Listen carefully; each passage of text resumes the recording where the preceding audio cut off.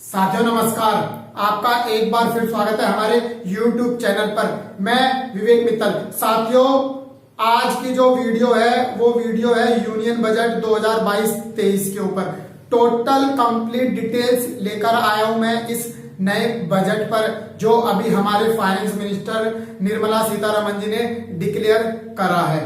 और सबसे बड़ी खुशी इस बजट के अंदर हमें इस बात की है कि ये पूरा का पूरा बजट डिजिटल बजट है। और आपने हमारे वीडियो के थंबनेल में भी देखा होगा union budget digital budget 2022, right. तो इस बजट की अगर मैं आपको सारी डिटेल्स इससे पहले बताऊं, अगर आप हमारे चैनल पर पहली बार आए तो चैनल को सब्सक्राइब कर लीजिए, बेल आइकन को हिट कर लीजिए ताकि आने वाली वीडियोस के नोटिफिकेशंस आपको मिलते रहें। और इस पूरी वीडियो में आप मेरे साथ बने रहना क्योंकि यूनियन बजट से रिलेटेड पूरी की डिटेल्स मैं आपको इस वीडियो में बताने वाला हूं।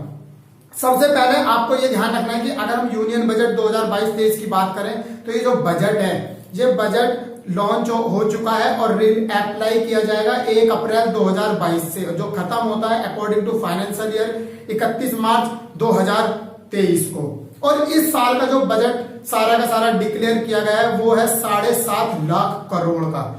जी हाँ, 7.5 लाख करोड़ का बजट है जो कि पिछले साल की तुलना में 35.4% ज्यादा है। और जितना मैंने विश्लेषण किया, मैंने टोटल ओवरऑल कैलकुलेशन करी तो पता चला ये हमारी पूरी टोटल जीडीपी का 2.9% है। पूरी टोटल जीडीपी का 2.9% है। और इस बार का जो बजट है वो ओवरऑल जोर दिया गया है साथियों डिजिटलाइजेशन पर।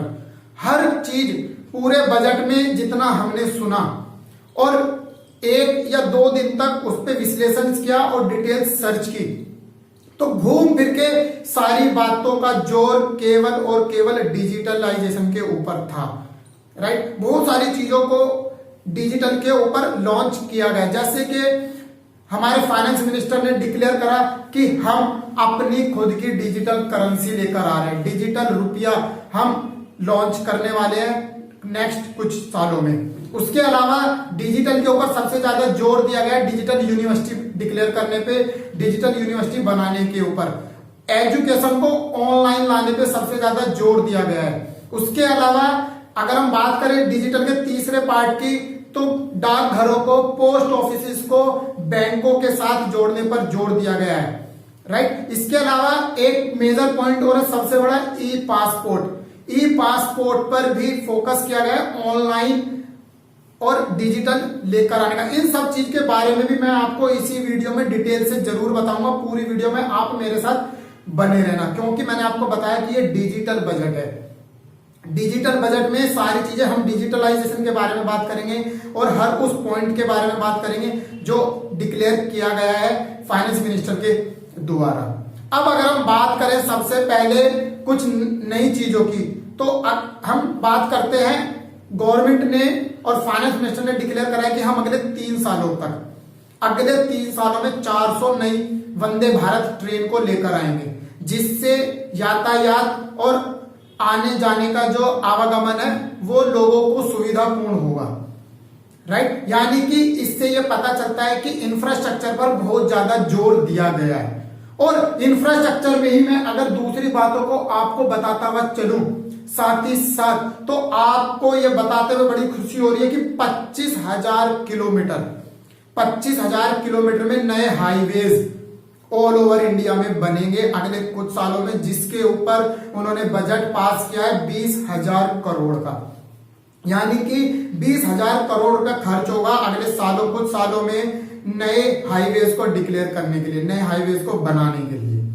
और अब अगर हम बात करें अपने डिफेंस आर्मी की, डिफेंस मिनिस्ट्री की, तो डिफेंस मिनिस्ट्री के हिस्से में भी इस बार के बजट में 5.25 लाख करोड़ रुपया आया है। यानी कि 5.25 लाख करोड़ रुपया भी डिफेंस मिनिस्ट्री को दिया गया है, जो कि हमारी गवर्नमेंट की एक बहुत अच्छी पहल रही है और ये पहले के कंपैरिजन में ज्यादा है। इसके अलावा अगर हम बात करें कुछ चीजों को लेके जो कि है टैक्स से रिलेटेड, राइट, तो टैक्स में भी फाइनेंस मिनिस्टर ने कहा है कि इस बार के टैक्स स्लैब में कोई चेंजेस नहीं है, राइट। यानी कि जो टैक्स के रूल्स हम पहले फॉलो करते आ रहे हैं, आपको वही टैक्स के रूल्स फॉलो करने हैं। और सबसे अच्छी बात टैक्स में क्या रही कि आप 2 सालों की टैक्स को एक साथ पे कर सकते हैं, राइट। यानी कि टैक्स का जो प्रोसेस है वो आप अगले 2 साल में अपडेट कर सकते हैं। 2 साल की आईटीआर आप एक साथ फिल कर सकते हैं। और अगर अब हम बात करें डिजिटल यूनिवर्सिटीज की, ऑनलाइन एजुकेशन की, तो इस पर भी सबसे ज्यादा बढ़ावा दिया गया है, क्योंकि गवर्नमेंट ने बोला है कि हम ऑनलाइन एजुकेशन पे सबसे ज्यादा फोकस करने वाले हैं, ऑनलाइन यूनिवर्सिटीज बनाने वाले हैं, डिजिटल यूनिवर्सिटी पे सबसे ज्यादा फोकस किया जा रहा है, बच्चों को डिजिटली जोड़ा जा रहा है। लेकिन साथियों, अगर मैं इस पे अपना पर्सनल व्यू देना चाहूं तो देखो, डिजिटल जरूर हो रही है कुछ चीजें, बट कहीं ना कहीं स्टूडेंट्स, कैंडिडेट्स और बच्चे डिजिटल की वजह से वो चीज नहीं सीख पा रहे हैं जो एक्चुअल एजुकेशन उनको स्कूल में मिलती थी, राइट। क्योंकि डिजिटल के टाइम पे कुछ चीजें डिजिटल हो रही हैं, वो चीज अच्छी है, बट एजुकेशन का लेवल उस पॉइंट ऑफ व्यू से गिरता जा रहा है, क्योंकि हमारे इंडिया के अंदर अनएम्प्लॉयमेंट रेट भी बढ़ता जा रहा है। और मैं ये कहता हूं कि अनएम्प्लॉयमेंट तो बहुत दूर की बात है, अंडर अनएम्प्लॉयमेंट बहुत ज्यादा होता जा रहा है कि ऐसे बच्चे जिनके पास डिग्रीज है, क्वालिफिकेशंस है, बट उनके पास टैलेंट नहीं है, उनके पास स्किल्स नहीं है, नॉलेज नहीं है उस तरीके के लेवल की जॉब लेने के लिए। तो ये भी छोटा सा एक इफेक्ट हमारे इस बजट के अकॉर्डिंग डिजिटलाइजेशन पर हो सकता है।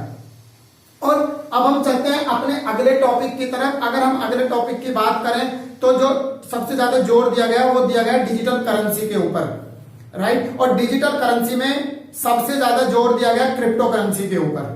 और क्रिप्टो करेंसी में भी गवर्नमेंट ने ये डिक्लेयर कर दिया गया है कि क्रिप्टो करेंसी इंडिया के अंदर अगर आ रही है या लोग इस पे अपना पैसा इन्वेस्ट कर रहे हैं तो ये टैक्स के दायरे में आएगी।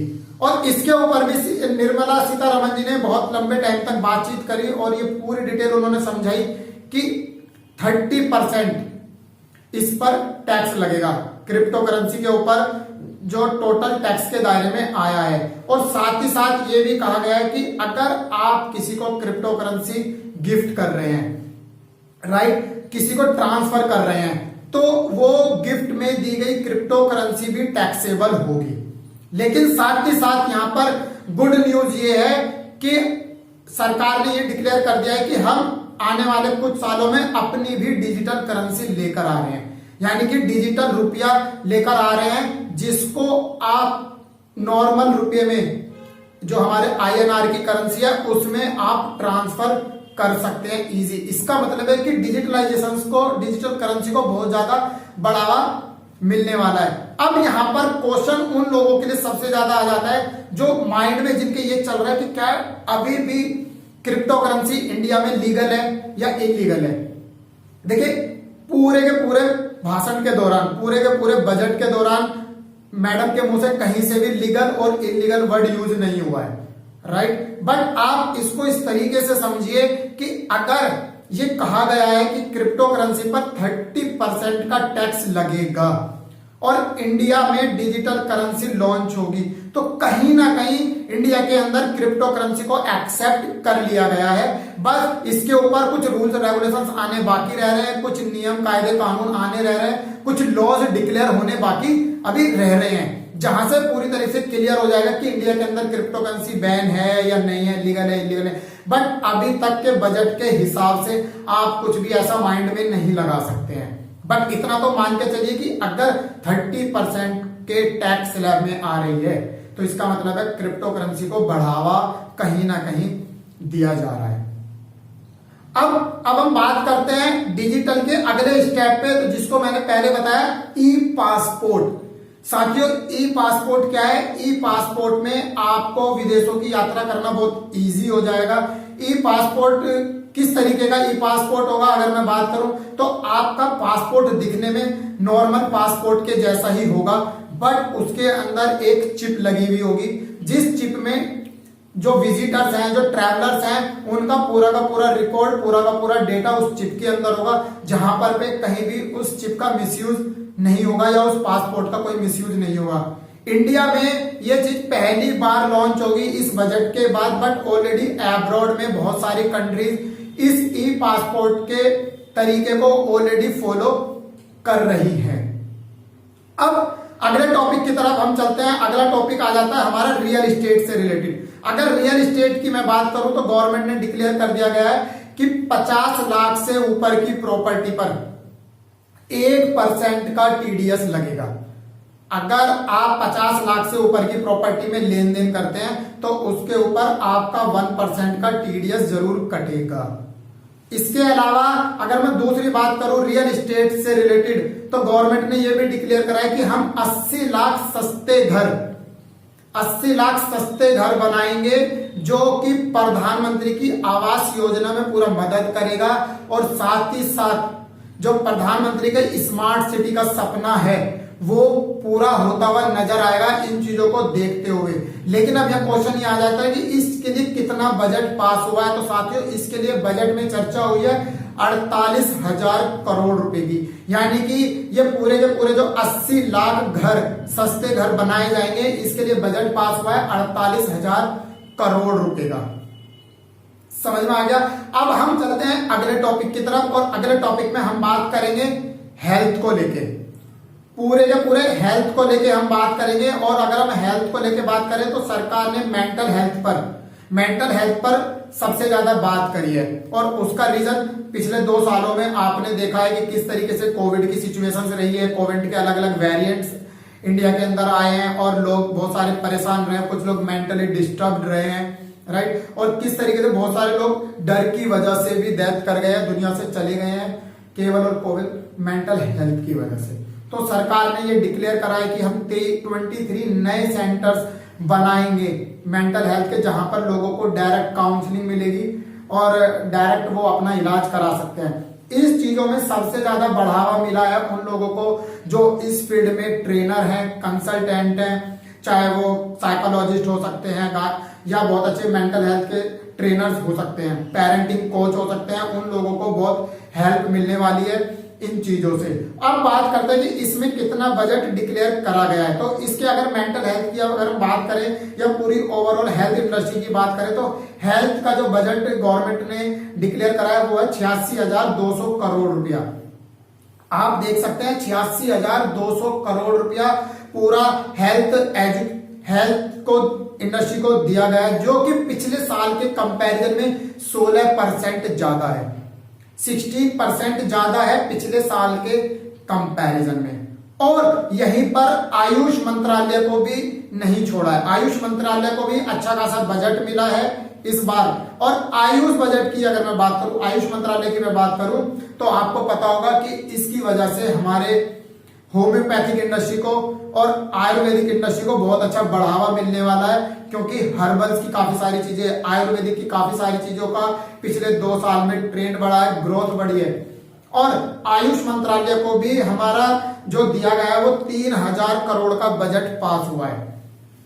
3,000 करोड़ का बजट आयुष मंत्रालय को टोटल ओवरऑल दिया गया है। ये पूरा कंप्लीट बजट था जिसमें मैंने आपके साथ बहुत सारी चीजों को कवर करा, जिसमें अब मैं दोबारा से अगर इसका विश्लेषण करना चाहूं, मैं आपको बताना चाहूंगी पूरे बजट में मैंने क्या क्या चीजों को बताया। हमने पूरा डिजिटल एजुकेशन के बारे में बात करा, डिजिटलाइजेशन के बारे में बात करा, ई पासपोर्ट के बारे में हमने बात करा, रियल एस्टेट सेक्टर के बारे में हमने बात करा, एजुकेशन सेक्टर के बारे में हमने बात करा, हेल्थ सेगमेंट के बारे में हमने बात करा, इनकम टैक्स के जो रूल्स हैं उनके बारे में हमने बात करा, क्रिप्टो करेंसी के बारे में हमने बात करा, डिजिटल रुपया के बारे में भी हमने इस वीडियो के अंदर बात करी है। टोटल ओवरऑल बजट का विश्लेषण मैं आपके सामने साथियों लेकर आया हूं। इस बजट के अंदर आपको कौन सा पॉइंट अच्छा लगा, वीडियो से आपको क्या जानकारी मिली, नीचे मुझे कमेंट बॉक्स में जरूर बताइएगा। और किस तरीके की वीडियोज आप हमारे माध्यम से चाहते हैं उसके बारे में जरूर बताइएगा। चैनल को सब्सक्राइब कर लीजिए, बेल आइकन को हिट कीजिए, और सबसे अच्छी चीज आप इस वीडियो को सभी लोगों को जरूर शेयर कीजिए। हो सकता है ये बजट किसी व्यक्ति के काम का हो सकता है जिसको इस जानकारी की नॉलेज लेनी हो। इस पूरी एक छोटे से वीडियो के सबमिशन में, पूरे कंक्लूजन में पूरा वीडियो आपको मिल चुका है, पूरा बजट की डिटेल्स आपको यहाँ पर मिल चुकी है। अपना प्यार दिखाने के लिए हृदय की गहराई से आपका बहुत बहुत धन्यवाद।